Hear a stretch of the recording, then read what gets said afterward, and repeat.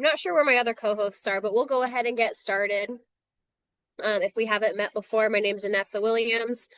I am the Housing Subsidies Program Administrator and also the FCS Supportive Housing Program Manager. And we're going to be giving an intro to FCS and some of our other programs today. This is a smaller group than we usually have, so please feel free. Oh, hi, Darren. You're disguised as me right now. We have a smaller group than we usually do, so please feel free if you have questions, put them in the chat, or unmute yourself and ask. We can keep things very fun and conversational today. Go ahead and get started here.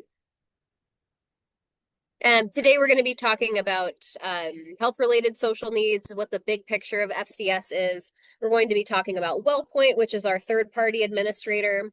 We'll be talking about supported employment and supportive housing. Those are the two sides of the FCS programs. We'll be talking about what services you can provide under each of those and what those look like. We'll be talking about TAP, AHA rental assistance, and Glidepath. We are going to be skipping the how to become a provider section, I believe, today. We're just focusing on if you are a new provider or a new person at an agency providing services. And then do some Q&A at the end, or again, just ask questions whenever. So welcome everybody. Since we have a small group, why don't folks go ahead, unmute yourself to introduce yourself and say where you're from, or just put it in the chat, either way.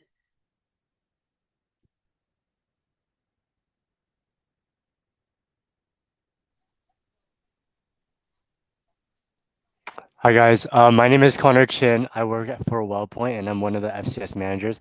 I don't know why it says Brandon Knudsen, but yeah, this is Connor Chin. I'll put my name in the chat for y'all. Hi Connor, nice to see you.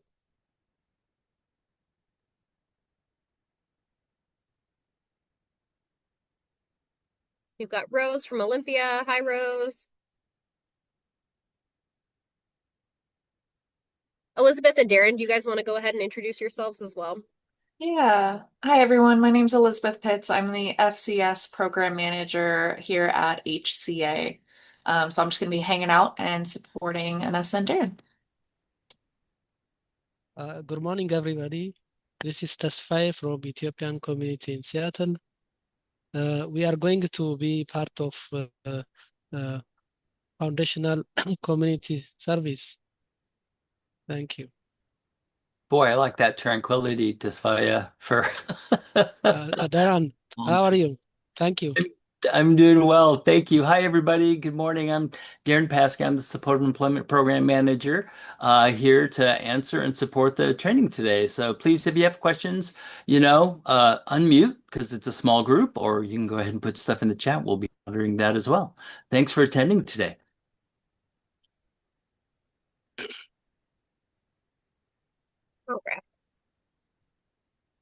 Okay, so let's talk about health-related social needs, formerly known as social determinants. Whoops, so sorry. Social determinants of health. Basically, we recognize that there are lots of factors that go into somebody's quality of life and somebody's well-being, and especially somebody's ability to find and maintain housing or employment. And those social determinants of health can include things like your socioeconomic status, your sexual orientation, your race, the physical environment that you're living in, the level of education that you have. There is lots of different factors that are going to influence those things. And we know it's going to be really hard for somebody to do well and have a great quality of life if they are unhoused, if they are struggling with chronic unemployment.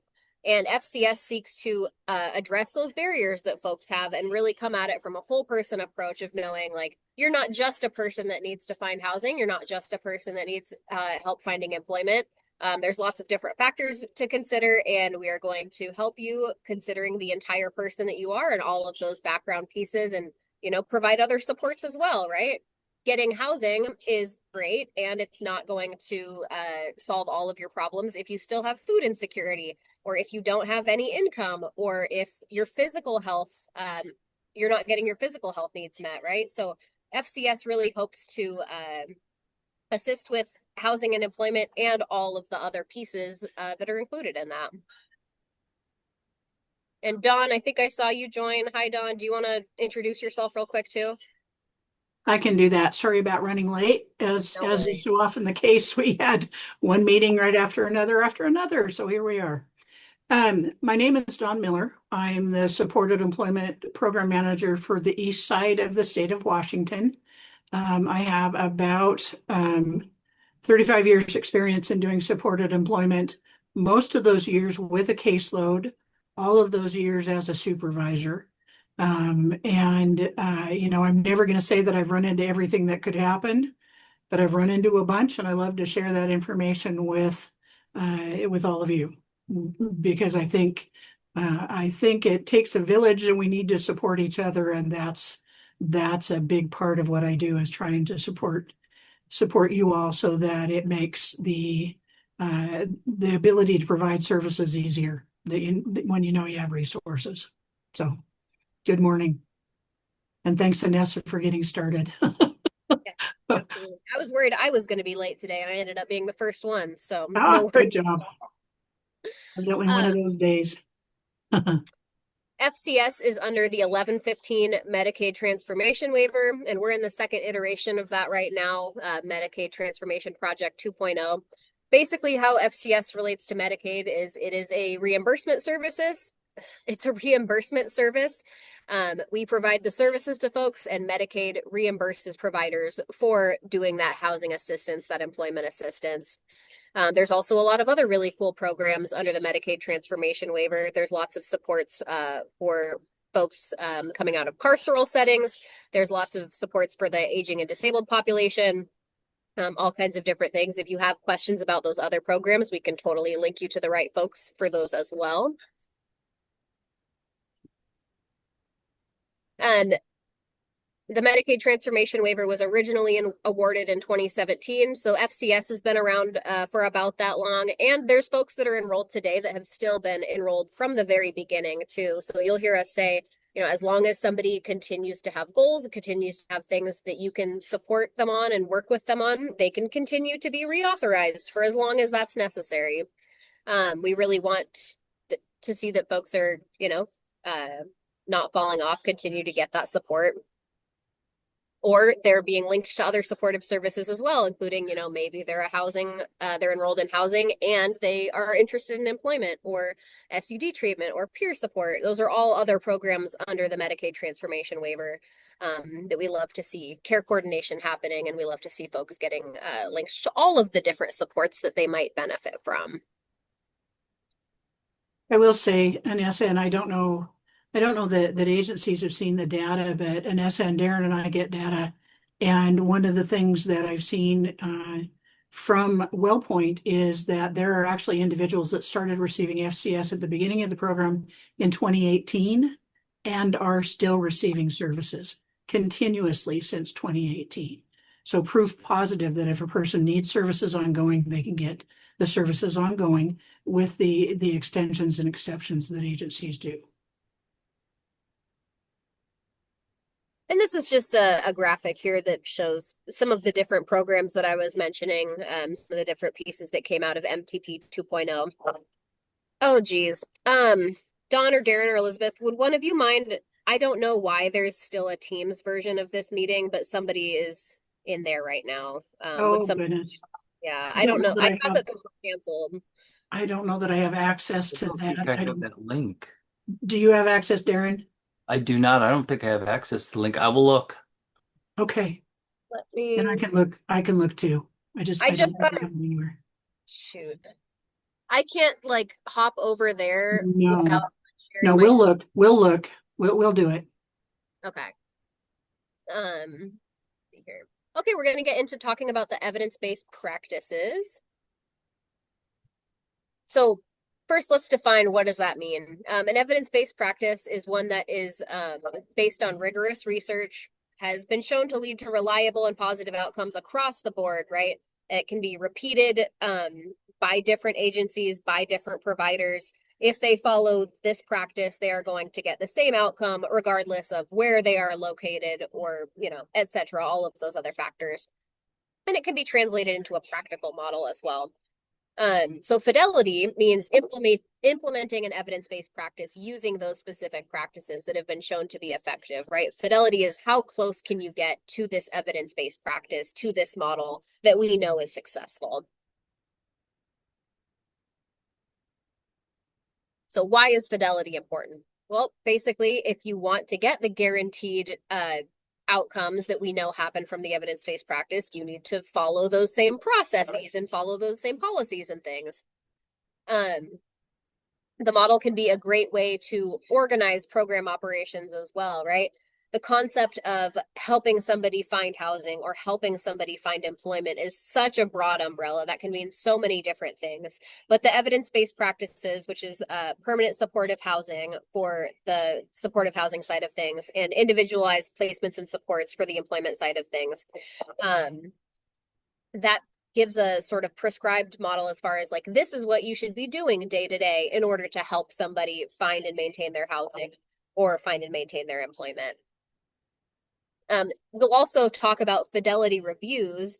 That's basically HCA and a group of other peer reviewers from other FCS agencies will come in and review a program and help them assess how closely they are aligned with the evidence-based practices.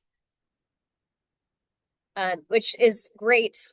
We can self-assess all day and kind of guess, you know, how well are we doing? How closely are we following this? But having an objective third party come in and look at those metrics and assess the program is a much more accurate way of assessing how close are we to fidelity.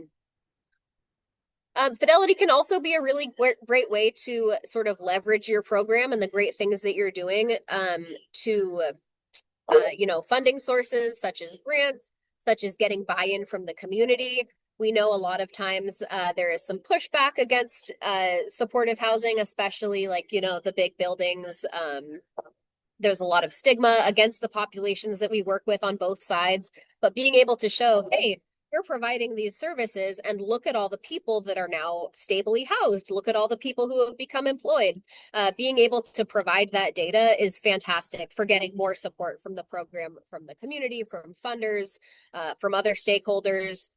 Yeah, from everybody all around. Okay, so first we're going to be talking about the principles of permanent supportive housing. Permanent supportive housing is the evidence-based model for supportive housing services, and that connects unhoused individuals to housing units and also the support services that they need in order to maintain that housing, because we know getting somebody housed is really the easier part, I would say. A lot of times there's much more that needs to be addressed after they're housed and during their housing to ensure that they don't become homeless again. Wow, we've got lots more people coming in now. Yeah, everybody was stuck over in that Teams meeting. That makes sense why this was such a small group today. Let's see here.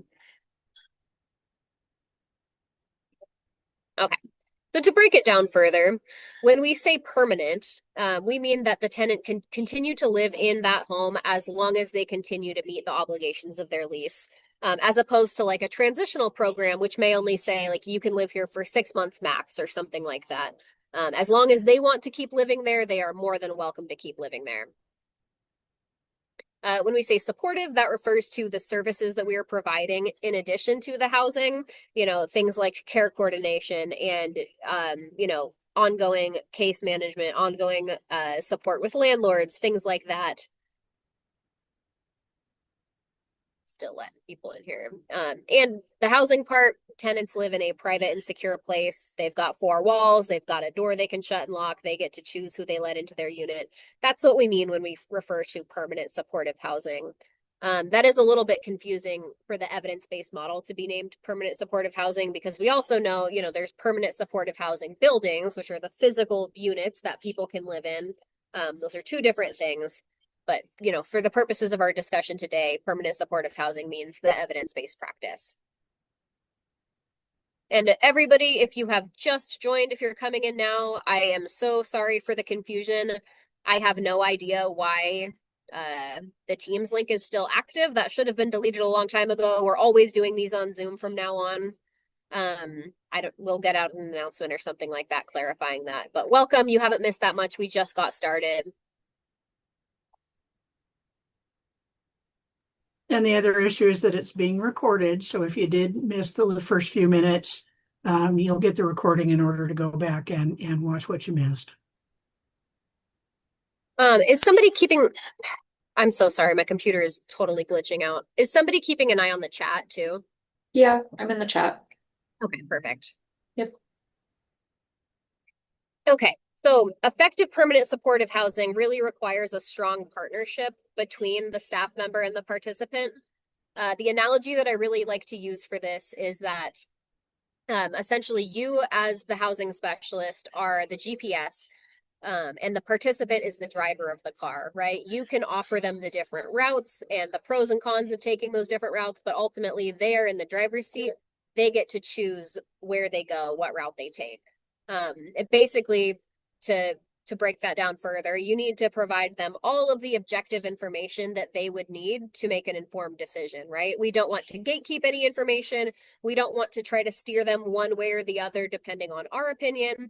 Obviously, we know nobody knows what's going to be better for them than themselves. They need that autonomy to make their own decisions. We don't want to be putting ourselves in a position where we are acting as like a caretaker or a parent. We are just supporting them in whatever direction they want to go. And that's not to say, you know, we can't express concerns, we can't offer feedback, but ultimately it's the participant's choice what they want to do. Our job is just to support them in that. And because every participant is going to have very different needs, different barriers, different strengths, they all need very different individualized support plans in place. We have a documentation training coming up next week where we will talk more about this is what a really good treatment plan should look like, and this is what good documentation, case notes should look like, things like that. We would highly recommend that one as well. If somebody wouldn't mind linking that in the chat, that would be awesome. But we'll go more into this is what a good plan should look like, because that's a really important piece of providing good services. Okay, the dimensions of permanent supportive housing. We have 7 different dimensions. I can talk about these for like 2 hours in its own separate training, but I'll just hit the high points right now, obviously, since we have to get through everything in 2 hours. Choice of housing is the first one. And this means that ideally we want tenants to have all of the information about all of the different housing options, right? We want to see that folks are being educated on apartments, on room sharing, on transitional, on clean and sober, tiny homes, mobile homes, home ownership. All of those different things are options that should be presented to somebody because they might not be aware that all of those options are available to them. Also, choice of housing refers to when it's possible, there should be a real choice in unit.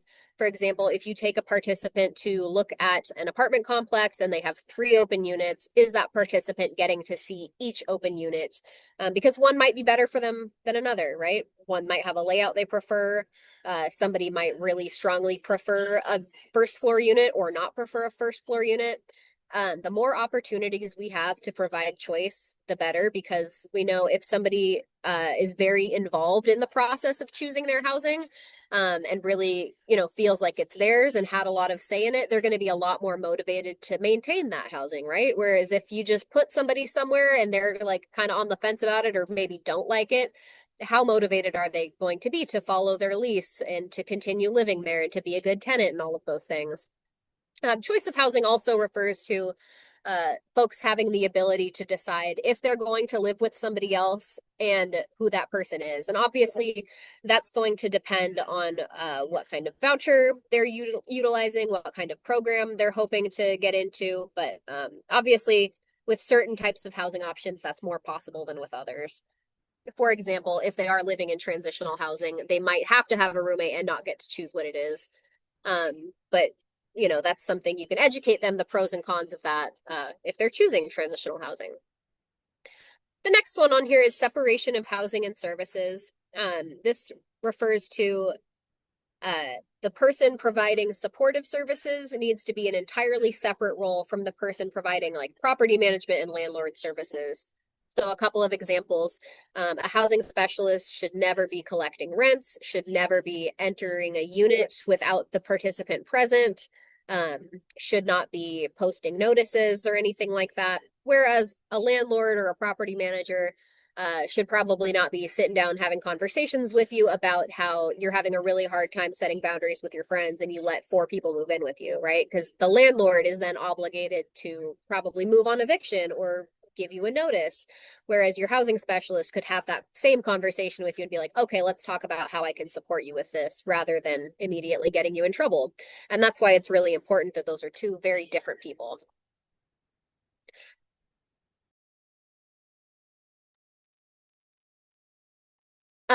Hold on just one moment. I will be right back.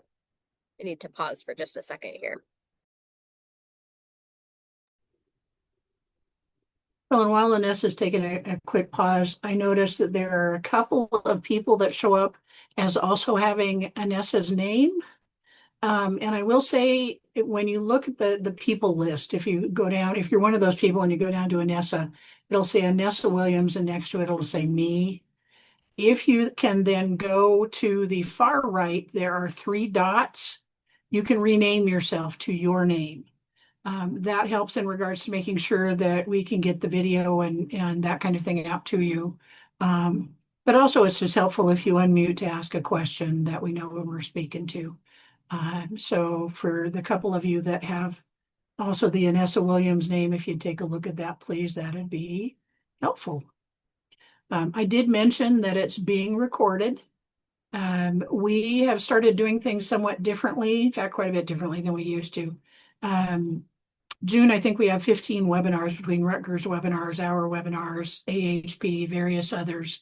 And so whereas we used to send out recording links separately and training materials separately, we're going to try and have the training materials posted in the chat with each webinar. And then we're going to, at the end of the month, collect all of the recordings, put them in one email and send them out.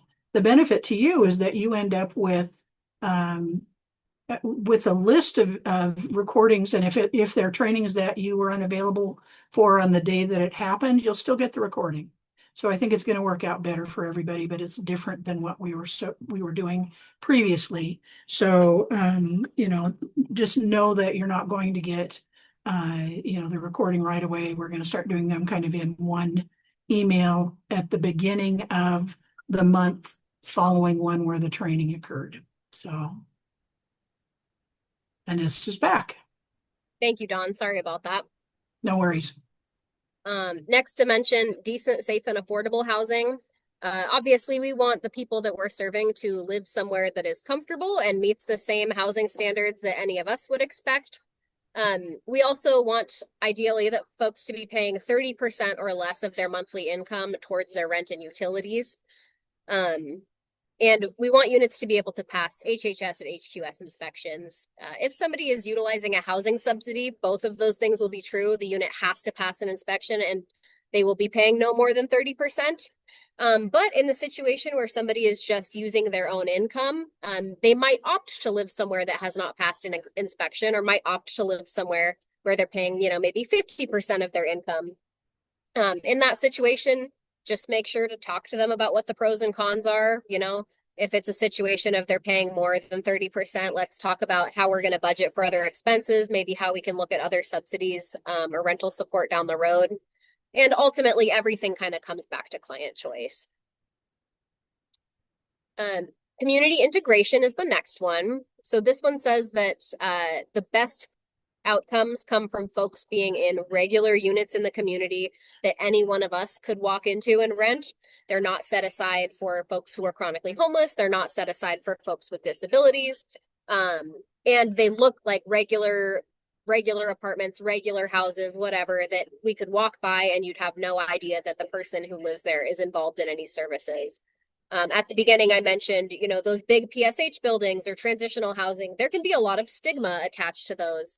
And it can be a lot harder for folks to, you know, maybe make friends with neighbors, become employed, things like that, if they're tied to that property and that address. And that's not to say that those programs don't have a place. They absolutely do. And lots of folks opt for things like transitional housing or PSH buildings.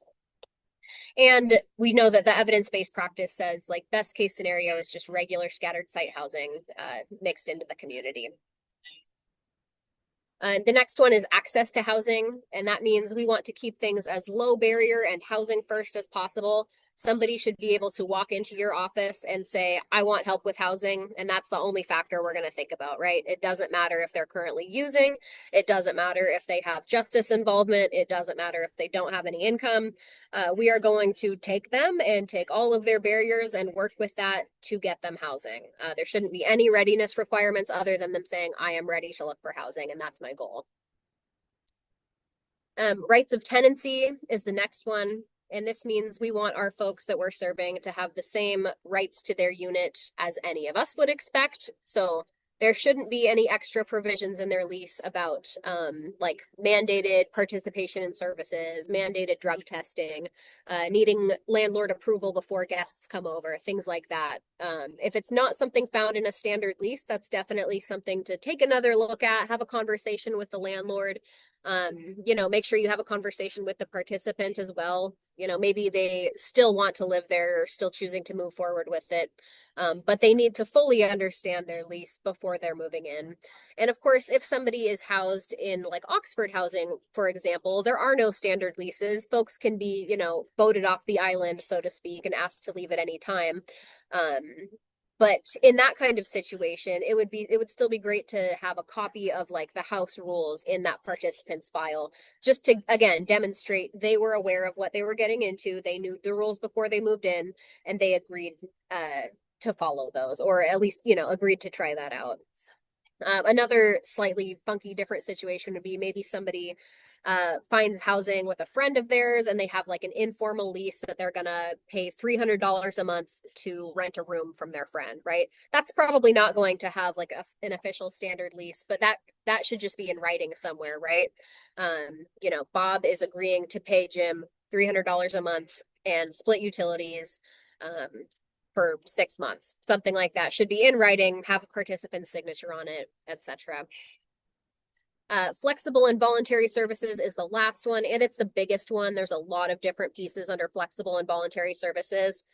One of these is that a participant should be able to choose when they're meeting with you, where they're meeting with you, how often they're meeting with you, all of those different things, right? We don't want to make our services harder to access by saying, like, you have to come to the office 9 a.m. every Monday, and if you miss these appointments, I'm not helping you with housing anymore, right? We want to see that you could meet somebody in their home if that's okay with you and that's okay with them. Or you could do case management while driving them to the grocery store, or you could meet at the park or the library.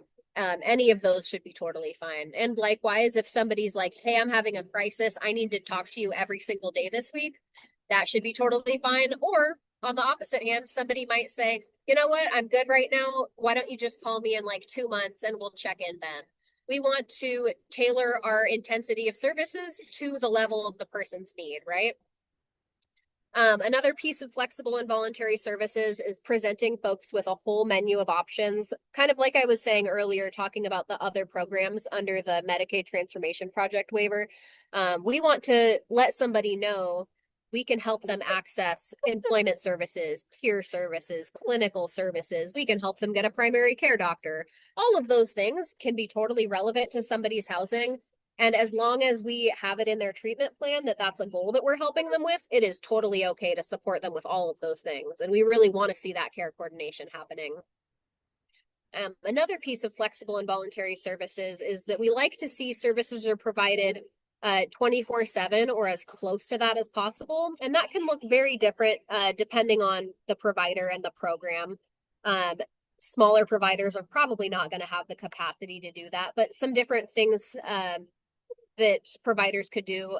One example is like having an on-call crisis phone, right? Where maybe case managers or staff or whoever take turns holding this phone after hours, and participants can call, if there is an emergency situation that can't be met during work hours, right? When I was a provider, that's what we did. And basically it was like, you can call if there's fire, flood, or blood. And that was amazing in helping folks mitigate situations with the police. Or, we worked with a lot of landlords who had really old buildings, right? There was lots of plumbing problems. Sometimes there's a flood in the middle of the night and you flooded your downstairs neighbor's apartment. Now we needed help figure out how to work with the landlord on this. or, you know, there's a DV situation, we need to help support somebody in the middle of the night. We love to see that services can be provided, if not 24/7, at least on a flexible basis. Some programs will also, you know, maybe hire a staff to work on the weekends or allow flexible scheduling where maybe across all the staff, there's folks in office from like 6 a.m. to 8 p.m. or something like that, or having security staff on site is something that a lot of like PSH programs choose to do. That can be a way to meet that criteria as well. And lastly, with flexible and voluntary services, we like to see that ideally caseloads are no more than 15 housing participants to a housing specialist. That is a pretty hard metric to meet, but we know that folks are going to get more quality services if their housing specialist isn't trying to work with like 40 people to get them housed, right?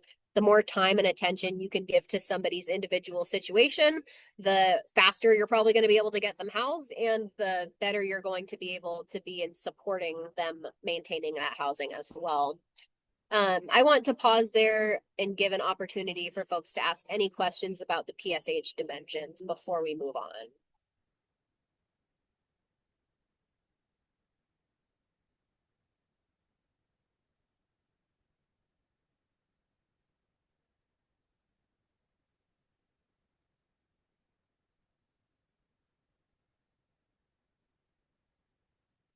Is there anything in the chat? This is Darren. I came late, so I don't have a lot of the chat. Somebody just said yay for supportive housing. And a heart. Great. Yeah, no questions that I can see at this point in time. But keep in mind, folks, you can answer questions at any time, and you can unmute if that's easier, if you're not a good chat person, which some of us aren't. So, Yeah, I'm so sorry. I said that in the very beginning, and then obviously we got like 50 more people coming in from Teams. we Yes, did. please feel free to raise your hand, put things in the chat, unmute yourself at any time. We want to make sure that this training is as useful to you as possible. So if there's anything you want clarification on, we are more than happy to take a pause and answer questions. Yeah, Cleo, I see you have a hand up. Hello. I'm in Vancouver, and I work in as a service coordinator in a PSH program. Can you hear me okay? Yes. Oh, okay. Okay, good. Just checking. So I work in a PSH program, and our residents receive case management services from an outside agency that receives FCS funding. What I'm finding is that often residents are not, they when they have too many missed appointments, they get discharged from services. And then they end up with no case manager. As the service coordinator in the building, I kind of become their default case manager. However, we have 46 units here, so obviously like that's not necessarily sustainable.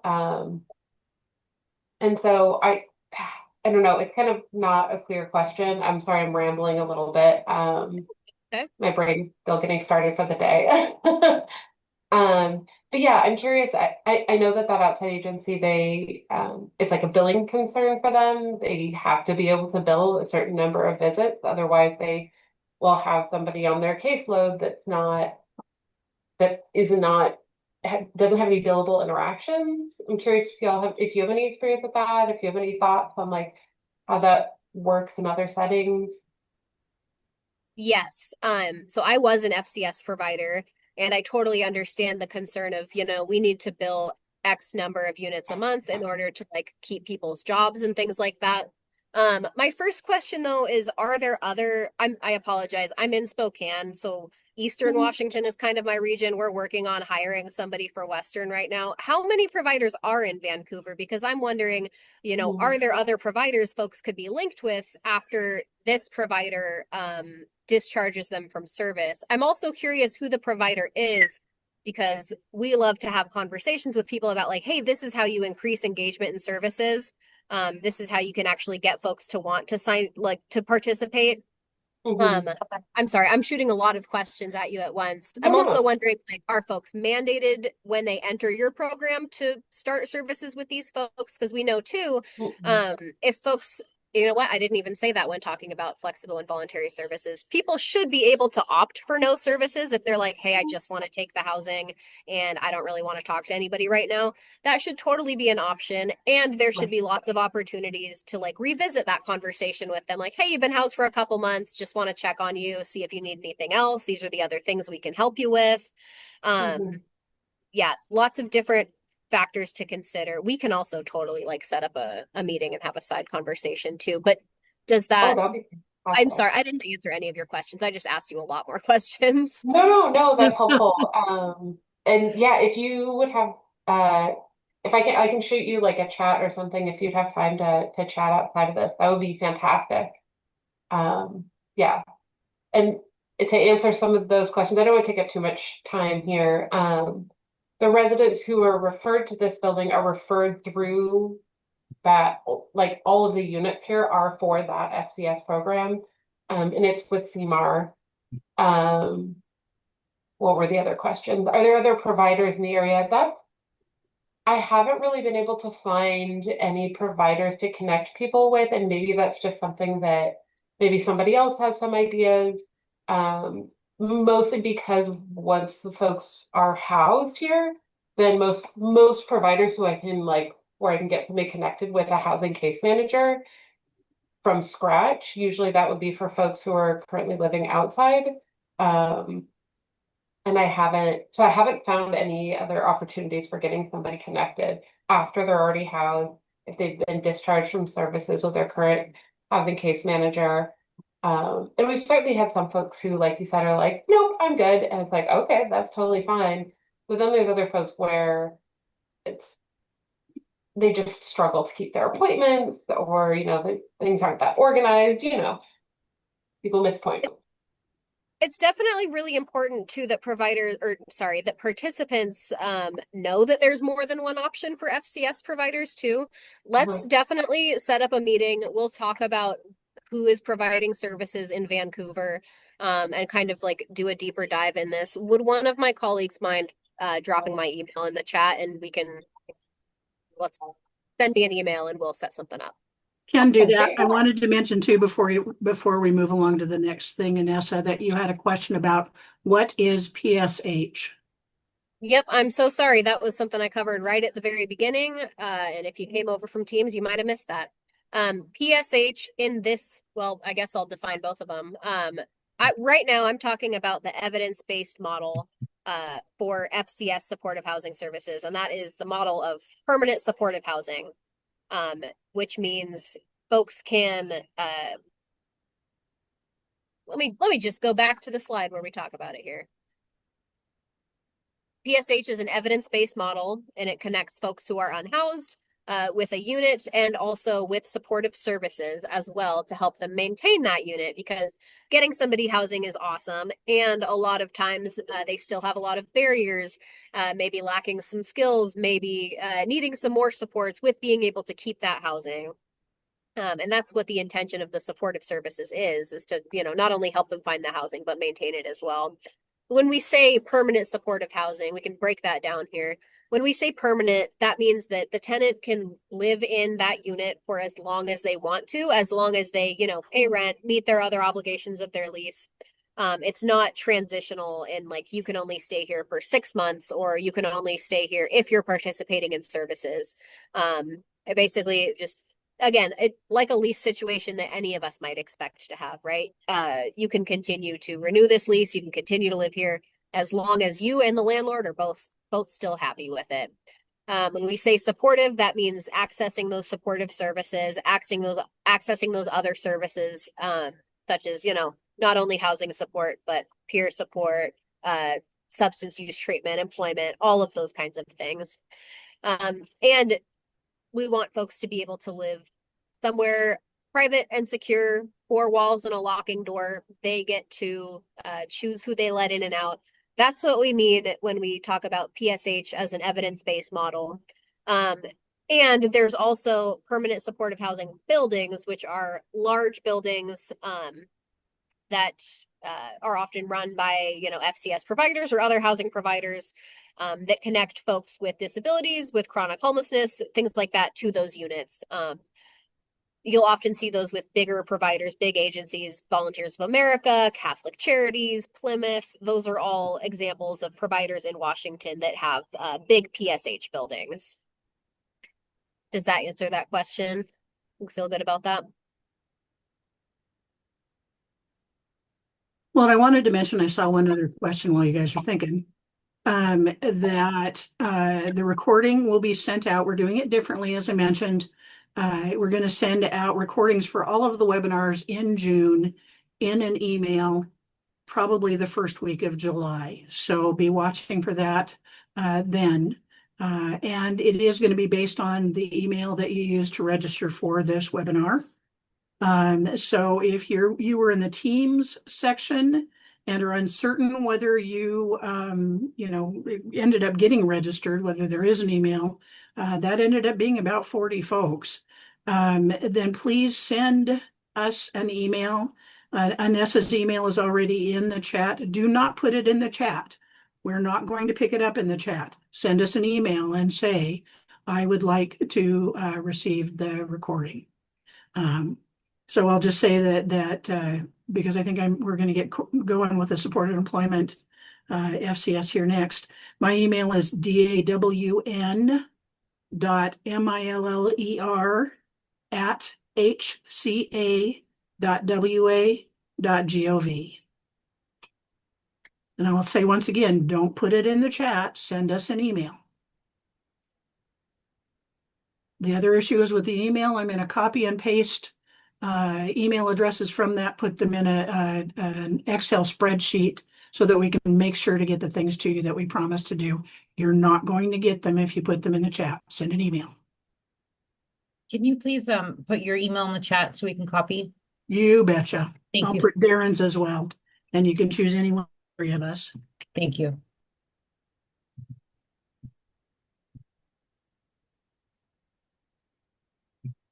If I could type to be able to do it. Anessa, what's our next slide there? Oh, supported employment. Or wait, sorry. FCS supported employment, supported housing. Ah, that's right. We rearranged these. Sorry, I was ready to just pass it over to you. Oh, there we were. Yeah, I was too. Glad you picked up on that. Yeah, I forgot we did some changes. Rearranging. These are some examples of billable services that you can provide to somebody before they are housed. That includes things like conducting assessments, including the FCS assessments. We also like to see a more robust housing assessment done by providers that includes, really questions that are going to help folks deep dive into thinking about what do they want in housing. A lot of times you might talk to somebody who is, currently unhoused or unstably housed, and you ask them, where do you want to live? And they're like, I don't care, just like find me a unit somewhere. Oftentimes, once they think about it a little more, once you have some more probative conversations, you will get more information about like, oh, you know what, they really need to be on a bus line, or, oh, they want to be in this neighborhood so their kid doesn't have to change schools again, or they really need an ADA unit. We want to see that assessments can really get at, digging that information out of folks, right? With questions, like one that I really like is like, what does your ideal housing situation look like, right? If money wasn't a factor, what would be like the ideal place to live? Or, if you've been housed before, what did you like about it? What didn't you like about it? If you've been evicted before, let's talk about what happened. We also have examples of good assessments if that is something that an agency is struggling with.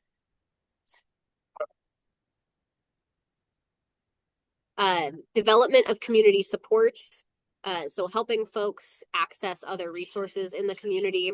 That can be anything from like helping folks navigate the bus route where they're living, or like what is nearby that you might want to do, or, what is like walking distance from you as far as grocery stores or food pantries, or how do we, make friends in our community? How do we make friends with neighbors? Things like that. Coordination of care. Back to what I was talking about before with making sure folks are connected with all of the different services that might benefit them if that's something they're interested in. We know that providers might not be able to provide every single service themselves under their own roof, but you should know what agencies in the community can help somebody with those things, right? and be able to do warm handoffs with participants appropriately. And make sure too, if you're not the only provider working with somebody, as long as you have a good conversation about disclosure and there's an ROI in place, that you can have conversations with that other provider about, hey, this is what I'm doing to support this person. This is what you're doing. You know, let's talk about, you know, how we can support each other. You know, maybe they have different resources than you, etc. The more hands on board, the better we're going to be able to help somebody, obviously. Treatment planning should always be part of the process with somebody, helping them establish long-term goals and short-term goals. Again, for anybody that might not have been here when I plugged it before, we do have a documentation training coming up next week, and we will do a deep dive into like, this is how you write good case notes, this is how you put together a good treatment plan, this is what it should look like. Would highly encourage anybody to go to that if that's something that you're new to or struggling with or want more information on. Advocacy and landlord liaising. Those ones kind of go hand in hand, but especially if, you know, maybe you're working with somebody with lots of evictions in their background. Maybe you're working with somebody who is being released from a carceral setting, right? Those are things that are going to pop on a background check that a landlord might not be thrilled to see. You can coach somebody through, like, how do you advocate for yourself? How do you write a letter on your own behalf saying, like, hey, this is what was going on at the time this was happening. These are the changes I've made. This is where I am now. These are all the supports that I have. Being able to do that can really make a huge difference, because we know, especially in Washington, landlords get, you know, hundreds of applications for a single unit. They've got lots of people to pick from. Why should they pick your person, right? We can also have totally separate conversations about how do you effectively engage with landlords, but I would always encourage you to, when you're building relationships with landlords, it's important to remember landlords are probably already housing people that are using substances, that are low income, that have low credit scores, et cetera, any of the reasons they could deny somebody. But if they're housing somebody who is coming in with your support, that is a person that is coming with all of the resources and supports that your agency can offer, right? And that can make a really big difference in helping somebody follow their lease, maintain the tenancy, keep everybody happy. Really important to remember that after your relationship with the participant, the relationship with landlords is the next important. It's really important that you can take time out to build those relationships with landlords and let them know, like, you are a resource for them as well. If there's concerns, if there's problems, they can totally come to you and you can help mitigate those situations. Any financial skill building and benefit support will always be relevant to help somebody with as well. You know, anything from like, how do we create a monthly budget to how do we report a change in your benefits so that we don't lose your voucher, you know, all of that kind of thing. I want to point out too that so the requirements for somebody, the eligibility requirements for being approved for housing and employment are different. Some folks will be eligible for both. Some folks will only be eligible for one. If you happen to be working with somebody that is only eligible for housing services and you also want to work on employment, you can bill for employment related things under housing, but it does not go the other way, right? Because you can make the argument that by helping somebody secure employment, they're going to have a regular income, they're going to be better able to maintain their housing, right? So you can bill for housing, you can bill for employment under housing, you cannot bill for housing under employment. Any questions about pre-tenancy supports? This is hardly a comprehensive list either, but basically the most important thing is there is something in their treatment plan that you can tie back all of your interactions to, and it should always be a billable service. Housing is a broad umbrella. I have had many an interesting interaction with a participant that doesn't seem directly related to housing, but there's always a way to tie it back to housing. Well, and keep in mind, if you're doing housing services and going to bill an employment related kind of thing, you're billing it under housing. You're not billing it to employment unless you also have employment under your contract. So whatever you have it within your contract with Wellpoint, if you're already an FCS provider, that dictates the coding that you're going to use in the service that's being provided. Does that make sense? I hope. I think so. Okay, we'll hope so. All right. And Anessa, I will mention, I don't know if you were going to, at some point in time, when it's the employment time turnover slides to us, but I've been having problems with my computer and I think Darren has too. So if you can run the slides for us from your end, that would be helpful. Totally. Yeah, I do not mind.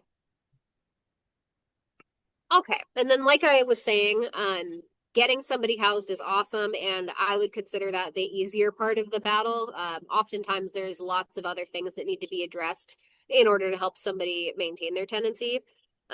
When I was providing services, I worked with lots and lots of folks that were chronically homeless for like 20 plus years, right? At that point, you develop a very different skill set to survive outdoors and survive being unhoused. And those are fantastic skills that don't always translate into like, how do I be a good tenant in an apartment building, right? Once somebody is housed, care coordination continues to be a very important billable service. Oh, you know what? I should have said in pre-tenancy, we have collateral services as well. Care coordination is a collateral service, meaning the participant does not need to be present in order for you to bill for it. Obviously, ideally, the participant should always be present in conversations about themselves. And we know that's not always reasonable, right? Maybe it's 9 a.m. on a Monday and a landlord calls you about a unit. The participant's probably not going to be sitting right next to you anyway. It's totally okay for you to take that call and talk to that landlord. Again, there should be a good conversation with your participant about what disclosure looks like, and ideally there's an ROI in place too. But we know there's situations where a provider might call you, a landlord might call you, and you just need to relay that information to the participant later. But that is a billable service, right? As long as it's external care coordination, meaning like you and your supervisor can't staff about somebody and bill that as care coordination. But you, as a housing specialist, could talk to a landlord on somebody's behalf and bill that for them. Another collateral service for housing is doing in-car housing searches, meaning you are physically in your car, driving around a neighborhood, looking for little like for rent signs, looking at billboards, stuff like that. When landlords advertise housing on like a lawn sign rather than on like apartments.com or something, they can get around certain fair housing laws. So there are sometimes units that are never available online that you won't find unless you're in your car. And that's a great way to make up billable time if, maybe a client no call, no shows you, but you're in that neighborhood anyway. Let me drive around and look for a unit for them. It does have to be able to tie back to that specific person. Again, we can talk about all this in the documentation training as well, but you can't just do a general car search and bill it for like 5 people. It has to be, I was in this neighborhood looking for units for this person for X, Y, and Z reasons, right? Sorry about that tangent there. Employment and vocational support.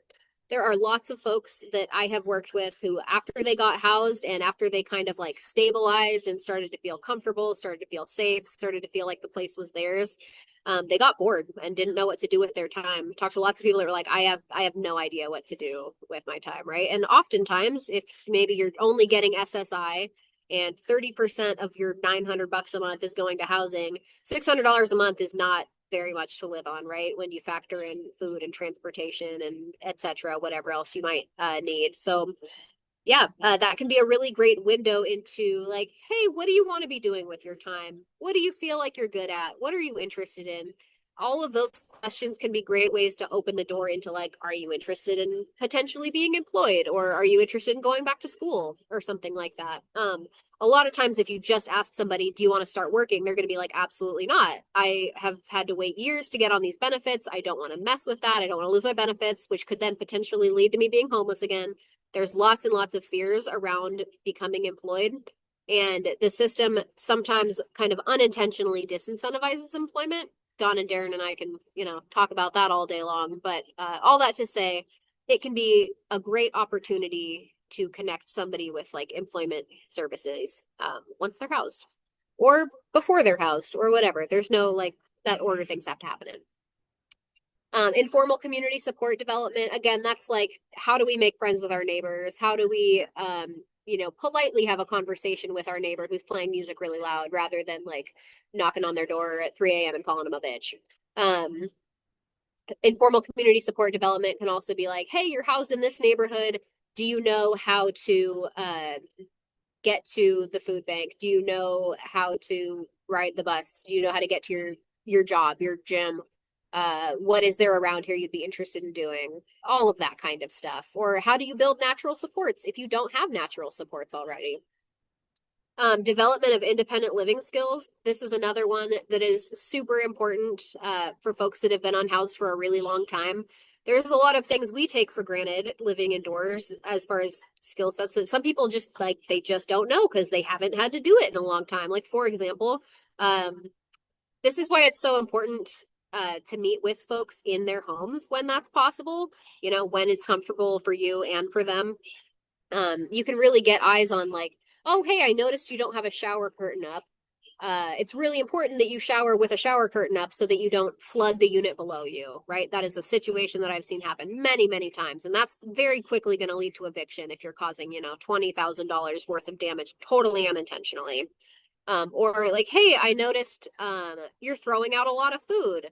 I've talked to a participant that just didn't know that you need like Tupperware or Ziplocs or whatever to store food after you cut it open. Things were going bad because of that, right? Or your toilet is not a garbage disposal. Don't flush food down your toilet, right? Things can get stuck. That's going to cause flooding. All of those kinds of things are things we wouldn't necessarily think to bring up organically in a conversation, but if you see it happening, the great opportunity to do some education, or even just things like, how do we cook with all of these dried beans that you get in your food pantry box every week, right? Nobody, who knows how to cook with dried beans? Let's talk about it. Let's figure it out together. How do we keep our... Yeah. We're not yet halfway through slides, but we are halfway through time. And I apologize. I'm seeing some questions related to supported employment. I just want folks to know when we get to that section. If we haven't answered your questions, feel free to ask. But I'm wondering if we could kind of move along to some of the other sections. Yes, thank you for being the timekeeper. And all of these other things are things I've touched on already anyway. Real quick, I just want to say increasing ADLs, connecting folks with caregiving services can also be really, really important in helping them maintain their housing. If they don't have the ability to prepare meals for themselves, keep their unit clean, independently dress, shower, things like that. Being able to provide those services in-home rather than having them go to assisted living or something, which folks often prefer not to do, can be really helpful in keeping folks stably housed in permanent housing. And now, go ahead, take it away. All righty. So one more slide, please. Oh, maybe two. So Anessa's talked about the principles of permanent supportive housing dimensions, excuse me. Darren and I are going to talk about the principles of supported employment. And you see that there are 8 of them shown there. The evidence-based practice of individual placement and support actually has 25 principles. Most of them fall within this 8. We're going to talk about them and then also talk about the few that don't fit in with these. I'm going to go ahead and do the first 4, and I see the second 4 includes benefits planning, where Darren is the absolute SME, so I'm glad that he gets to talk about that one. One of the issues related, or the principles related to individual placement and support, is that competitive employment is the goal. It's not sheltered workshops, and I think very few of those even exist anymore. It's not jobs that are in areas where only people with disabilities have the jobs. They are jobs in the community where people without disabilities are also working, that anybody can apply for, that pay at least minimum wage. One of the things that I will say is the Wellpoint contract, and you're going to see, also includes job carving or customized employment, which isn't competitive and which IPS doesn't recognize, but thankfully we and Wellpoint do recognize. On rare occasion, you'll get somebody on your caseload that has challenges so significant that they cannot just kind of pop themselves into a specific job description. They may be able to do one piece of one job description, and if it's of benefit to the employer and of benefit to the individual and matches their strengths and interests, sometimes we do job carving and customized employment. Other than that, though, most of the people on caseloads are going to fit in the idea of finding a competitive job, because we help them do that based on their interests, their skills, and then provide the support that they need in order to succeed. Individual IPS, individual placement and support, supported employment is integrated with treatment. A little history about IPS. It was originally developed for people with serious mental illness. I've worked in supported employment for a bunch of years, sometimes with folks with intellectual and developmental disabilities, a lot of the time with people with serious mental illness. Washington State has been a leader for as many years as I've been around in supported employment for people with IDD.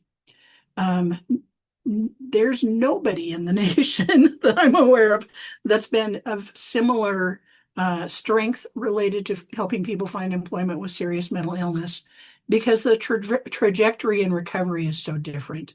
It isn't an all, always progressing kind of a thing. It's an up and down kind of thing. People with serious mental illness have, or with behavioral health, other behavioral health, substance use, may do well for a while and may have setbacks. And so the employment rate of individuals with serious mental illness when we first started FCS nationally was 21% employment. So 79% unemployment. In the state of Washington, it was 14% employment. Absolutely heinously low. And so IPS was developed 25 or so years ago for people with serious mental illness, because that group, I won't call them harder to work with necessarily, it's just different. Because certainly folks with IDD, there are specific challenges working there. But there'd been less emphasis on that and less success. IPS helps people be incredibly successful. I think internationally, the rate of employment, when people provide services to IPS Fidelity, is about 43% at this point in time. A lot higher than 21, not where we want it to be, but you can see, that if folks are doing services to Fidelity and the employment rate is still at that rate, there are some challenges and difficulties that need to be addressed, that perhaps no one's solved as yet. But IPS goes a great way towards solving some of those issues. Zero exclusion is one of my favorites. Have you ever heard people say they're not ready to work? Have you ever said yourself, they're not ready to work? Did anybody tell you somewhere along the way that you're not ready to work? I personally have anxiety disorder. Once upon a time, I did a co-presentation for like 50 people and I had a panic attack so bad I had to leave the stage and have my co-presenter take over. People would have said, I'm not ready to work. A couple, 3 years ago, I was the MC at a gathering of 300 people, and I did it just fine. So they would have been wrong if they told me I couldn't work. The people themselves, the job seekers themselves, are the ones that decide if in fact they're ready, if in fact they can work. And what we do is provide assistance to find jobs that match their strengths, their interests, their abilities, sometimes the things that they don't want to do. We don't look at, are they actively using substances? Are they actively symptomatic? Because those aren't indicators. There's study after study after study that shows that those aren't indicators in regards to whether somebody's going to be successful. I look at a lot of my colleagues in the healthcare authority in the Division of Behavioral Health and Recovery, and specifically our smaller team, Recovery Support Services. A lot of them are folks with lived experience of substance abuse or mental health, or, just a variety, some combination thereof, and incredibly successful people who I would bet at some point in time, someone along the way said, you're not ready. That's not valid. Preferences are honored. If you've ever been in a job that you hated, that somebody suggested you should do just because they thought it would fit you, but it really didn't, you know why it's important for preferences to be honored. We had a guy and a couple of guys that were on the caseload of a gentleman that I supervised, one of whom wanted to be Batman, one of whom wanted to be a pro wrestler. Those were their preferences. What we did with that was we asked the guy who wanted to be Batman, what about Batman was interesting to him?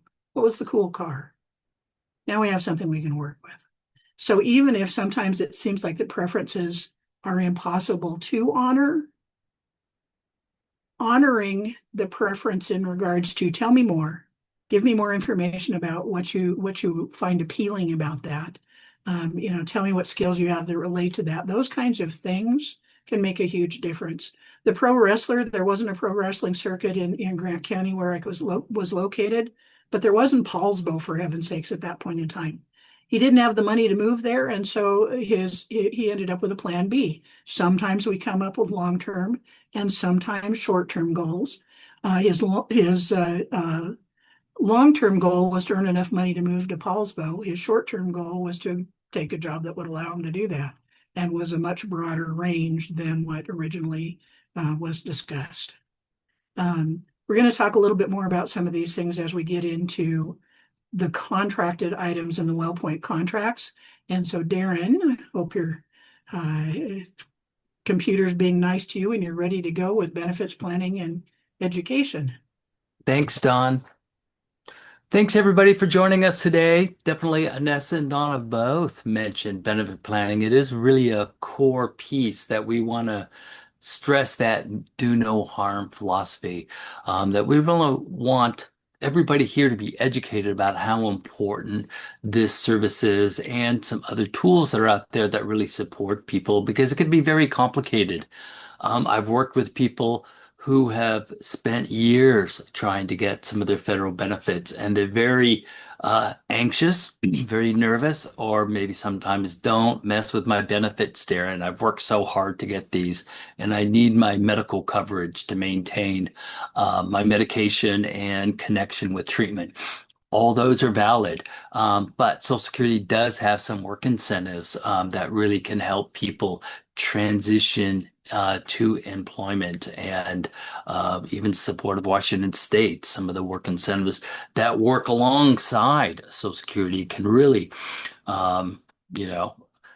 accelerate that process for folks to get back to work. So it can be done. I think just a couple of months ago, I was talking to somebody who said, well, if somebody has Social Security, they can't work. So there's this myth that's been around longer than I've been around in social services. That's information is still passed on. And I think that's the first step, to understand that if you do have some of these benefits, people can go back to work. But we need to be aware of some of the other services that people get and rely on. People rely on SNAP. People might rely on housing benefits, vouchers, whatever those things look like. All those different pieces can really impact how earned income can impact those different benefits. So Donna and I do quite a bit of training and discussions about benefit planning. We have a lot of resources. So I think our emails are in the chat. So if there's some specific things about that, we can definitely help with that. But it is a critical juncture to start this education and relationship building early, because people are very sensitive about their finances. So we want to kind of create that trusting relationship and provide some guidance. Sometimes it's to the job seeker. Sometimes it might be to a spouse, a family member, a significant other. Depends on who they bring into meetings and want some of that support to it. So sometimes we might have to provide a lot of different information in different ways to people who are part of that individual's support network. A favorite piece about rapid job search that I have is, like, this is really where we're intentional about our supportive employment services. That if we're saying that we're going to build relationships, get to know people, and help them with work, that we should be really focused on doing those activities in terms of building up our resume, doing some of those practice skills, but also going out in the community and building relationships with employers. And the IPS has some great information and some documents you can download and incorporate into your program, so you don't have to recreate the wheel, but kind of build those steps to really make it an intentional program. I've heard some people come into a program and it might be 6 months, 9 months before that next process comes about going out in the community and actually maybe visiting an employment site. For high fidelity, we want to see that in 30 days, but it's important to have that strategy within you, that part of the responsibility of an employment specialist in conjunction with a supervisor that they're going out into the community to find out really, the needs of employers so we can start building that relationship and sharing resources in that way, or even taking people out to visit different sites. I've had a lot of people who said, Darren, get me a job at Costco. It's like, wow, I'd love to get you a job at Costco. Why don't we go there and see if those environmental stimulations, can work with some of the challenges that you might have, like the noises, the environmental stimulation, the crowds, all those pieces can play a part. So we may not know some of those barriers until we're out in the community, or just understanding how an employer has their recruiting process and the skills and abilities that they really look for, so that we could learn about that and then share those strategies and those essential tasks with some of the people that we're working with. Job development has many moving parts. I think it's kind of like a system in terms of, having a job search plan, having a plan in your calendar to go out into the community and do some community time in job development and research. All those things are that systematic piece that we're, logging who we're going to see, so we can share that with our teammates. So maybe you have multiple employment specialists. We're not all going to the same store or going to the same HR staff, that we're spreading that information with our team, but we're also tracking it so that we can show the data where in the community we're going, what kind of different jobs people are have a preface for, but also if maybe a job seeker I'm working with doesn't really connect with some of the employers I'm seeing, but maybe I could share that with my teammate Dawn and maybe use some of that information with their caseload of folks. So really kind of sharing the information about what we find out in the community. But it's also important, to track those start dates, those end dates, have that conversation again, because now if somebody has earned income, do they have a process to report those wages to Social Security? Because we want to avoid at all costs putting somebody into an overpayment situation, which can be very detrimental, to anybody who's returning to work on benefits. IPS also looks at those long-term relationships, because sometimes it can be challenging to find somebody a job, but also how to keep them at a job. I've met many people who are really good about nailing the interview, having a start date, ending the job in 30 to 45 days. So what can we do, to support somebody? Fidelity says, well, we should be there at the worksite if possible. We should also know, and provide that level of support the next day or 3 days after somebody starts to work, so we can keep that partnership going. And hopefully we have an ROI and have talked about disclosure, that we could have those conversations with an employer so that we can share different things that are going on. And sometimes things can happen in a work environment that maybe your participant isn't fully understanding or aware of the expectations or some of the nuances in a position that can be really challenging to adapt to a new job for someone.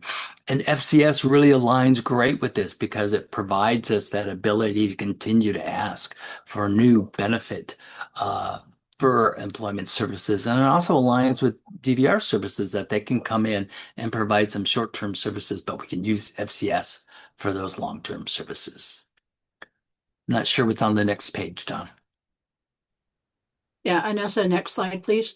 And I'm going to pick up the pace quite a bit. I see Connor is here to talk about Wellpoint kinds of things. He has some slides coming up. I see Elizabeth's here in order to talk about some other issues. So we're going to move along a little quicker, I think.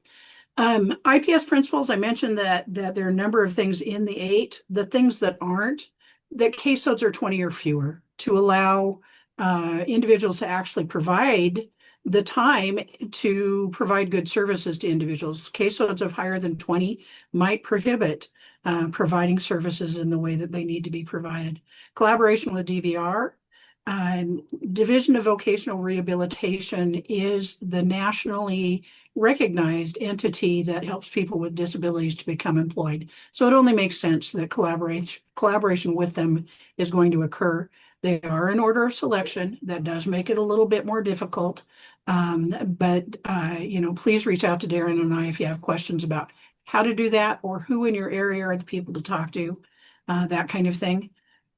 For highest fidelity, employment specialists provide only employment services. I will say I was in a position years ago when we had a different kind of Medicaid waiver that paid for employment, and it went away because it wasn't statewide. When that happened, they made me a case manager with employment as my specialty. I can tell you for certain that I very rarely got to do employment because of the emergent situations that happened with other case management issues.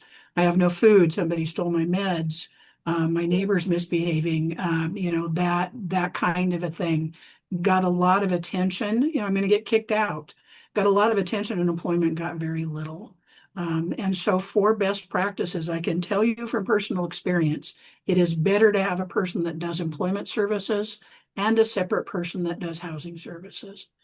Employment specialist vocational generalist generally means that the person ends up working with a staff person that does all pieces of supported employment. So they do kind of the employment intake or career profile. They do job development. They do barrier removal. They do long-term job coaching, those kinds of things. That one staff person is the one that's going to do employment, and the job seeker only has to tell their story once, which is, any of you that's been working with folks know that it can be re-traumatizing if they have to tell their story over and over again. This vocational generalist helps to combat that. 65% of time spent in the community. I can tell you based on statistics, jobs are not found by just applying online. Most of jobs that are found are in the hidden job market, which means going out and talking to employers, finding out about that job that just was vacated, hasn't been listed yet, and that a person may apply for. Discussions around disclosure. I know, having received fidelity reviews in the past, I think we tended to ask people, can we talk to employers on your behalf? And we're told no. And I'd say no if somebody asked it of me that way. If, on the other hand, they said, Dawn, I know you have anxiety disorder, and having flexible breaks helps a lot. Not more breaks, just flexible breaks. I need to take them when I take them. Can I talk to an employer about that? I'd be far more likely to say yes than, if they just say, can I talk to an employer on your behalf? And I have no clue what they're going to say. Assertive engagement, Anessa spoke to, and I want to reiterate, a lot of times folks will say they don't want to work when what the reality is I think I'm going to lose my benefits, like the myth that Darren talked about, if I go to work. Or somebody's told me my whole life that I'm not going to amount to anything and I can't work. Or my self-stigma is so strong because I've goofed up in my life at times, and I'm afraid I'm going to goof this up too. I think so many of those other things are kind of the real story, as opposed to whether a person wants to work or not. And sometimes they just quit showing up rather than having those conversations with us. Next slide, please, Anessa. Pre-employment services, I mentioned that Wellpoint has a contract with every FCS agency that's providing either IPS or PSH services. Their contract, people will say to me, what can I bill under employment? This is what you can bill. There's a pre-employment and an employment sustaining piece within the contract. These are the kinds of things that you can bill. And if you ever have questions about specifics, Darren and I and Anessa are always willing to discuss those with you, because we want to see you succeed. We want to see you have the knowledge and training that you need to be successful. In some cases, not get yourself into trouble. So job-related discovery or assessment, the vocational profile I mentioned, In our documentation, we're going to be documentation training next week. We're going to be going through that to some degree so you can get more information there if you're interested. Same thing with person-centered employment planning. It's that treatment planning process, and we're going to discuss that in documentation training as well. Individualized job development and placement is what it sounds like. Once upon a time, 30 years ago, we used to just go out and whatever jobs there were open, that's what we help people apply for. As opposed to, what is it you'd like to do? What do you have the skills for? What things don't you want to do? Talking to employers on people's behalf and those kinds of things. I mentioned job carving and customized employment already.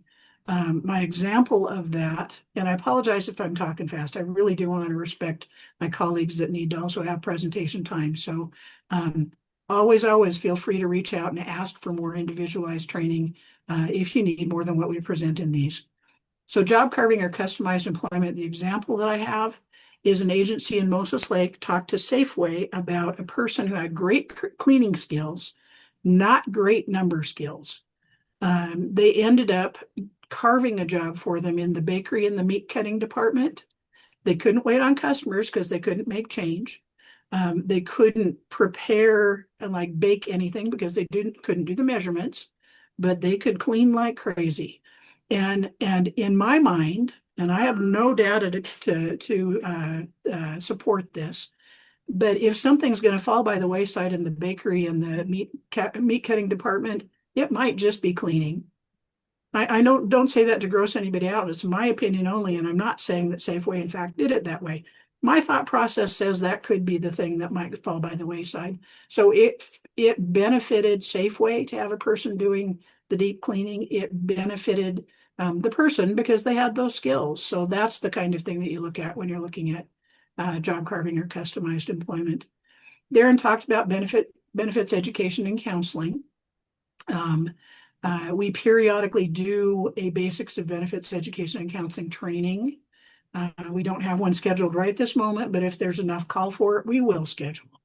I will say, the resources we have, like the Pathways to Employment, continuing education, 4 2-hour webinars on the Pathways to Employment website about benefits. Basics are incredibly helpful. Lots of other resources. Reach out to them. We'll make sure you know about them. Transportation, only in conjunction with an authorized service. We used to call it windshield time. So what that meant was, instead of your session being held in the office, it was held in the car on the way to whatever it was you're going to do. So in other words, if somebody was going to an interview, we did interviewing practice on the way there and billed for the fact that the session was done, just happened to be in the car. You don't get to bill transportation if there's not a session going on in conjunction with it. Building rapport, I think, is probably pretty self-explanatory. Supported education, a lot of folks are not aware that supported employment also encapsulates supported education. That if a person comes to you and their job goal is to become a veterinarian and they have no college education as yet, you might be starting with a job at McDonald's while they're going to college towards their long-term goal of becoming a veterinarian. Or somebody may come in without a high school diploma or GED. Maybe that's the first step they want to go through before applying for jobs, recognizing they'll have more job availability if they resolve that education issue first. Help to identify potential barriers, sometimes childcare, sometimes transportation. I mean, you name it, the barriers that folks end up having in their way to being successful in general. And the idea is to identify those in advance of when the solution is needed and start working on the solution as soon as possible. Collaborating with support team members during planning. We always hope to work our way out of a job. We always hope that there's a natural support, a parent, a spouse, a sibling, whomever, that's going to kind of take over in supporting people as we've done what we're going to do.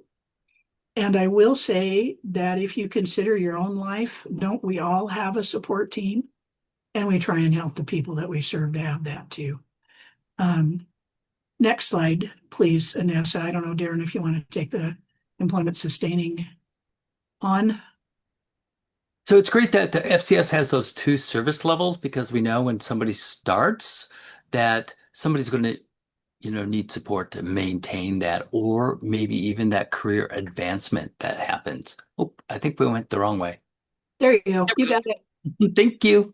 To be able to, somebody starts a job and they could progress within that company, or they might decide this isn't the best job match after all. Can you help me find a different position as well? So those could be, different types of ongoing supports to kind of maintain employment and look at that bridge for something else. Or maybe it's education or some kind of specific training supports that we can help somebody be successful with that.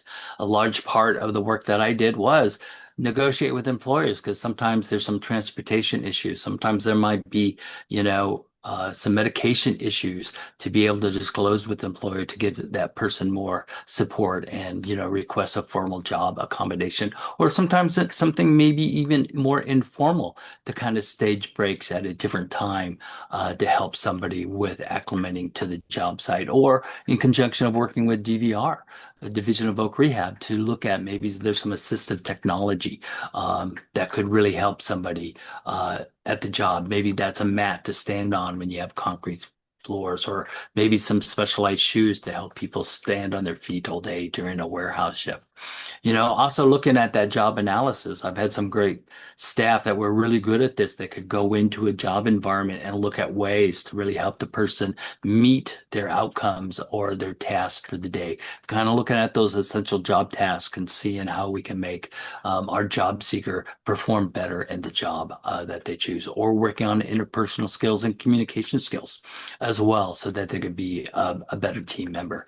Or sometimes, that would also require us to be at the job site to really help the person learn or navigate tasks. Look at that we're not doing the job task for them, but maybe we're doing some modeling and some intervention, some strategies, so that they can meet their productivity levels, or meet some of the changes, because sometimes coworkers change, supervisors change, and we can come in and bridge those gaps to really help somebody acclimate to a new team dynamics at work. And again, we've talked a lot about benefit education, wage reporting, particular for that, and how to plan for that. And maybe looking at different ways that we can build those financial assets, look at financial literacy, or look at even building natural supports in the workplace to really allow that person to be more independent and work more strategically to be partnerships with their organization and coworkers. Next slide.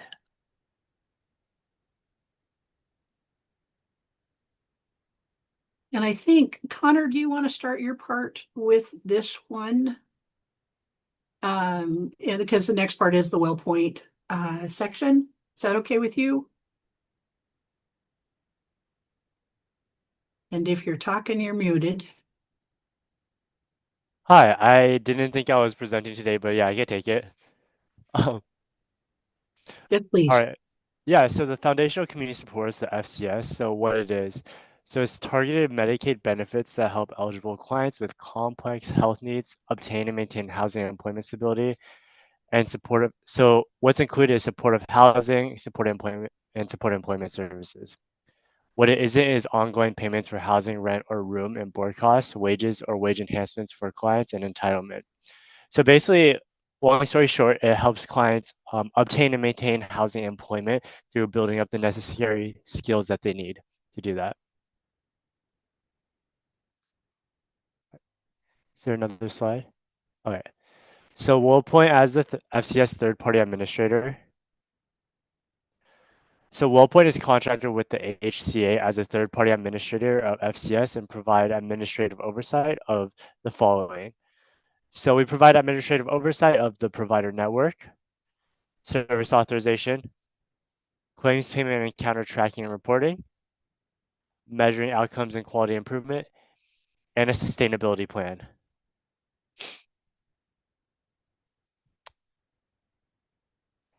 So we do have some very important meetings hosted by Wellpoint. The first one is going to be the monthly question and answer. So most likely what is showed at the Q&A is updates, billing reminders, and training announcements. And it's usually going to be on the last Wednesday of every month. So if you don't receive these invites and you would like to receive these invites, go ahead and email fcstpa@wellpoint.com. They are generally sent out on the second week of the month. We also have the quarterly advisory council.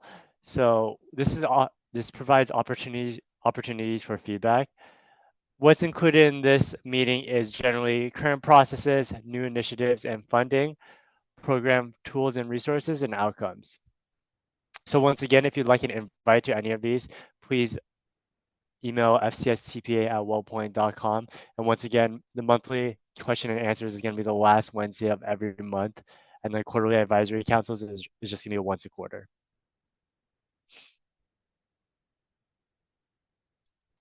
So this is going to be the point of contact for FCS. So we do have our general phone number. It's 844-451-2828. I would highly recommend calling this phone number if you have any general inquiries about FCS. We do have an email at fcstpa@wellpoint.com. Our transition assistance fcs@wellpoint.com is where all TAP related inquiries should go to. And then we also have AHA@wellpoint.com, which all AHA related inquiries should go to. So FCS managers are going to be assigned, FCS managers are assigned to agencies and navigate claims, enrollments, and trainings. Generally, there are going to be 3 FCS managers. It's going to be Brandon Knudsen, me, Connor Chin, and Chris Villaprado. So I would reach out to your FCS manager for more specific questions regarding the FCS program. If you don't know who your FCS manager is, go ahead and reach out to fcstpa@wellpoint.com, or you can go ahead and reach out to me and I can connect you with them. All right, next slide, please.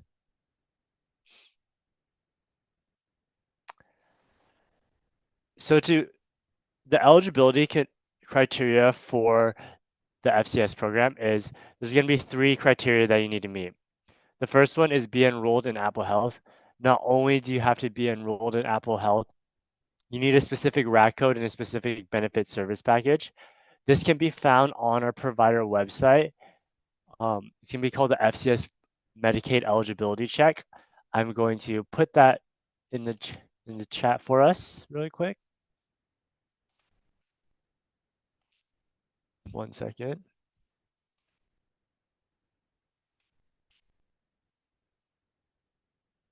All right. So in order for a client to be Medicaid eligible, they have to follow all the guidelines in the document provided. And once again, it's found on our provider website. Number 2, they have to be at least 16 years old for supportive housing and or supported employment services. And 3, meet the requirements for complex needs. You have a medical necessity related to mental health, substance use disorders, activities of daily living, or complex physical health needs that prevent you from functioning successfully or living independently. The third portion, or the next part, is you have to meet a specific risk factor that prevents you from finding or keeping a job or a safe home. So there's a lot of confusion sometimes around this third requirement. So you actually need one of each. So you need one health need and one risk factor. You don't need to meet all the risk factors or all the health needs. Next slide, please. So this is going to be on the left, we have supportive housing risk factors. The first one is going to be chronic homelessness. So this is going to be the HUD definition of chronic homelessness. So that means homeless for at least 12 consecutive months, or homeless for on at least 4 separate occasions in the last 4 years or 3 years, I think, equaling to 12 months. The next risk factor is frequent or lengthy stays in an institutional setting. So this includes like skilled nursing, inpatient hospital, psychiatric institution, prison, or jail. The next one is frequent stays in residential care settings, frequent turnover of in-home caregivers, and a predictive risk intelligence system score of 1.5 or above.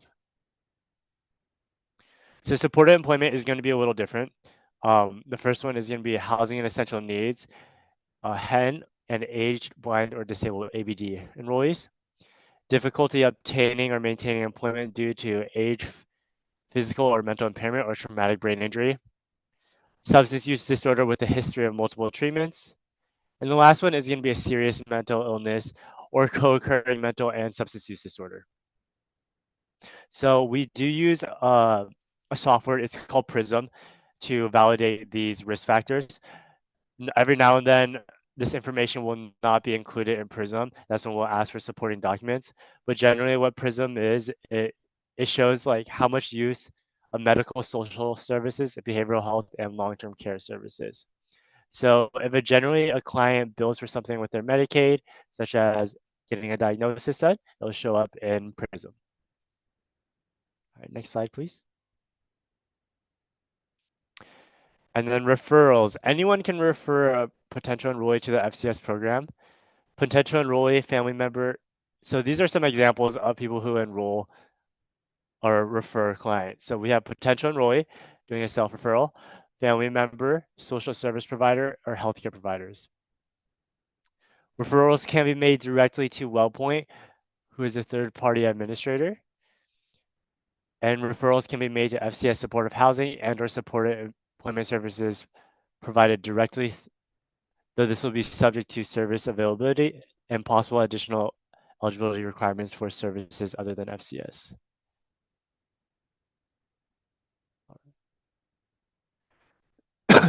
So our current billing rates. So for supported employment, 1 unit is going to be 15 minutes of service.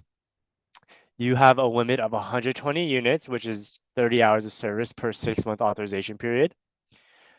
And with a reimbursement rate of $27 per unit of service.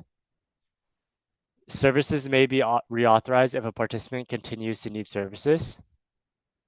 And every now and then a client may need an exception to the rule. Supportive housing billing is going to be different from employment. So it is going to be a per diem rate. If you guys are unaware of what a per diem rate is if you serve the client on one day, then you can only bill for the day no matter how long you serve them. So you get a limit of 30 days of service per 6-month authorization period with a reimbursement rate of $112 per day. Services may be reauthorized if a participant continues to need services. And just like support employment, you can submit an exception to rule for these clients.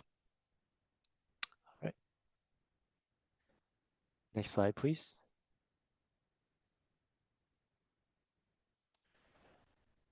So how to talk about FCS. What services, if any, are available to the clients who qualify for FCS versus those who do not?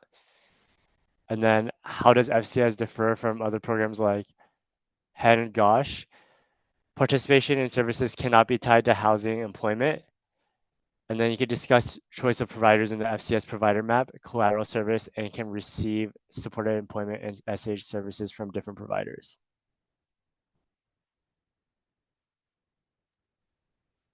All right, Connor, you're off the hook. We can take it from here.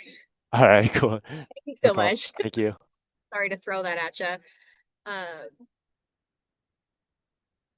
Okay, this is a new slide that we've just added. Just some things that we really don't want to see happening from the provider network. The first of which is poaching. We don't have a better term for it than that, really, but basically intentionally steering participants who are already enrolled under a different provider to your services.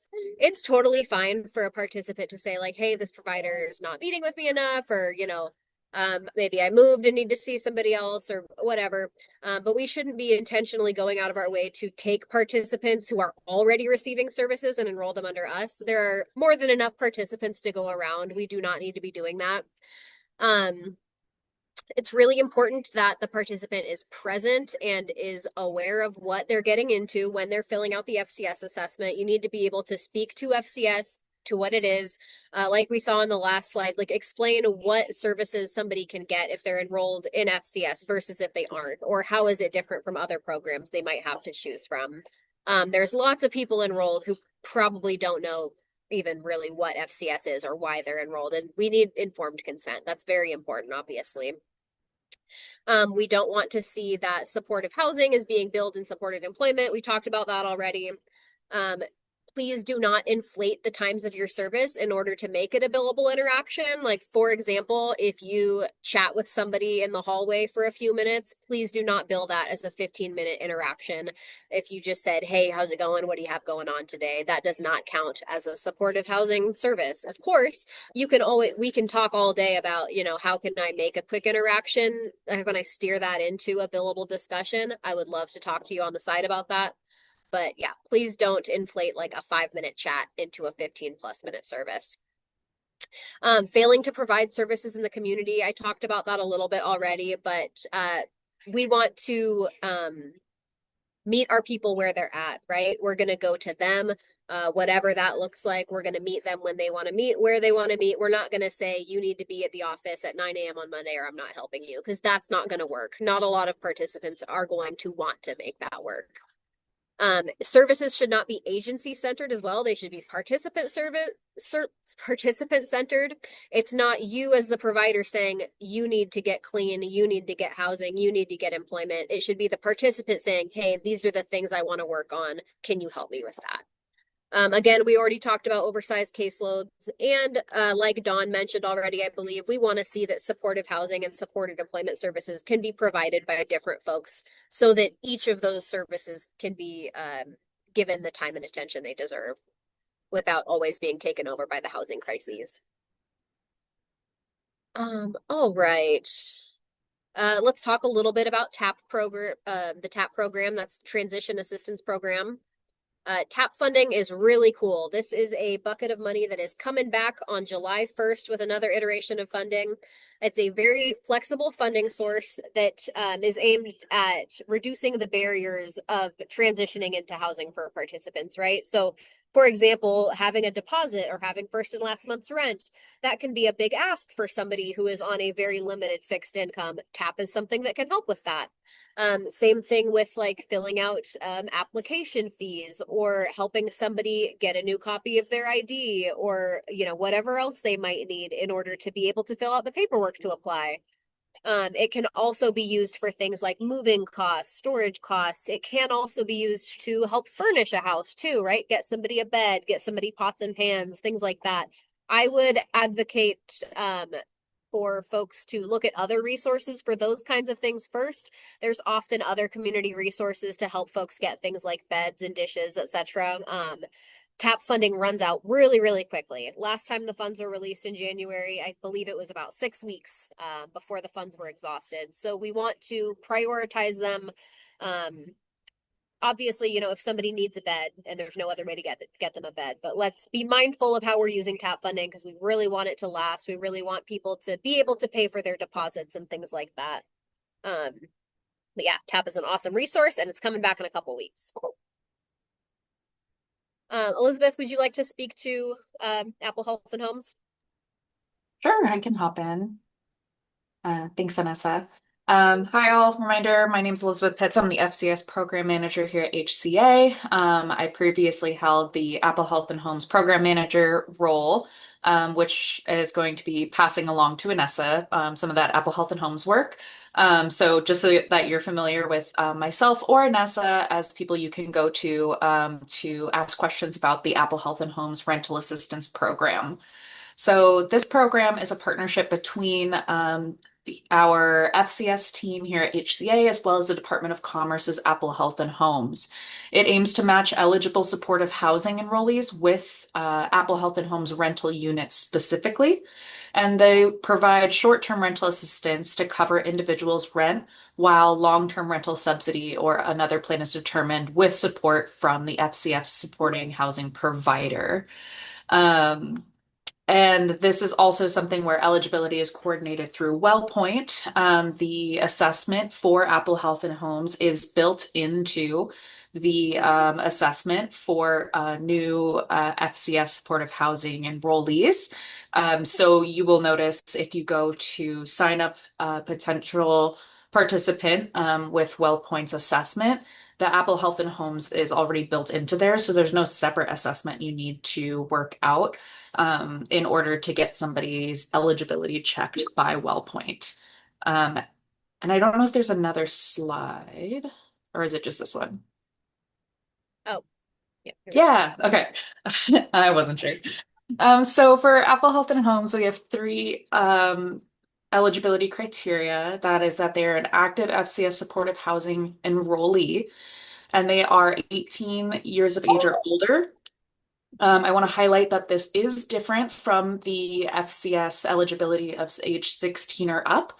So somebody can be enrolled in foundational community supports at the age of 16 or older, but cannot be eligible for Apple Health and Homes rental assistance until they are the age of 18.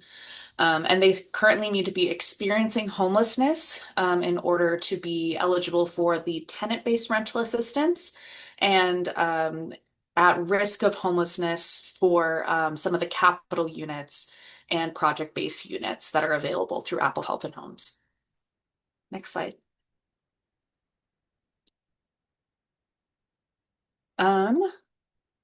So this one, I think we can actually remove this slide in the next one because this when, like I was saying, when somebody is enrolled into FCS, that this assessment for Apple Health and Homes is now built into the eligibility and assessment for FCS folks. So this, once somebody has filled that in, and if they are determined eligible for Apple Health and Homes, they will be entered into the drawing pool for the Apple Health and Homes randomized weighted drawing, specifically for tenant-based rental assistant vouchers. So under AHA, only TBRA vouchers are under the voucher drawing.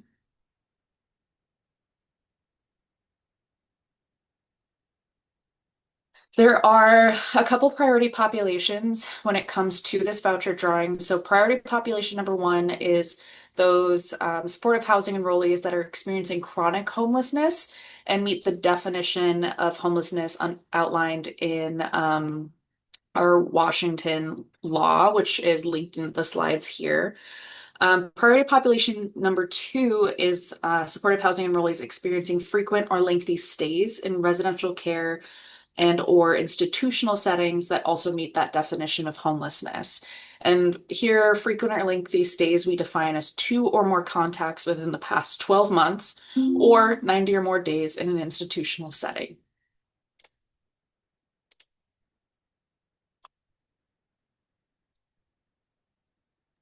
That's weird. This glide path slide is missing its content. We have about 10 minutes left. Dawn, Darren, do you think let's just open it up to Q&A at this point? Since we really had to speed through those last. Okay, let's do that. Absolutely. Yeah, we really had to speed their last sections there. I apologize. I think I was extra chatty with my sections and took some time away from everybody else. So that is my bad. You gave some amazing information and thankful for that. And you know, I think we'll fit it all in anyway. One of the things I do want to do is take a minute to just look at the resources that we've got. And then Anessa, I don't know, we talked, I don't think we talked with you about the idea of posting the slides in the chat. Looks like they need a little work before we do that. Yeah, I don't know what's up with that glide path slide, but yes, we'll remove that one from the Apple Health and Home section, fix that, and then yeah, get those sent out. So we will get slides to you in some fashion at some time. Not entirely sure what that's going to look like. Here, let me make that change right now that I'm not screen sharing anymore, and I will put it in the chat before we end. Lovely, that's perfect. While you're thinking of questions, one of the things that you're going to get is a page full, a couple of pages actually. I say page, I'm old school. In real life, they'd be pages, but they have active links to a variety of supported employment and supportive housing resources. And always, if you have questions for us, part of the job that Anessa and Darren and I do is individualized training for agencies and individuals. And so always feel like you have the availability of us to answer your questions, even if it's not in a webinar setting. All right, go Anessa. You're good at that. I'm hoping you can teach me how to be good at that because I don't know how to do it. I did see a question. Is Apple Health and Homes, is that different from AHA? Nope, that's just the acronym. Sorry, we use a lot of acronyms. We do. We speak in acronyms, alphabet soup. And I saw that Lander had said, when will the drawing start this year? I don't know if that's Elizabeth, if that's related to what you said, or the kind of the TAP funds. If it is for Apple Health and Homes, since I see Lander, you asked 2 questions about Apple Health and Homes. We already completed the first drawing that went out in March. And we're just waiting on some kind of program conditions to be able to host a second drawing. So if that gets scheduled, we'll be sure to communicate out with the provider network. Usually those notifications come from that AHA@Wellpoint email that Connor was mentioning earlier. So keep an eye out for those.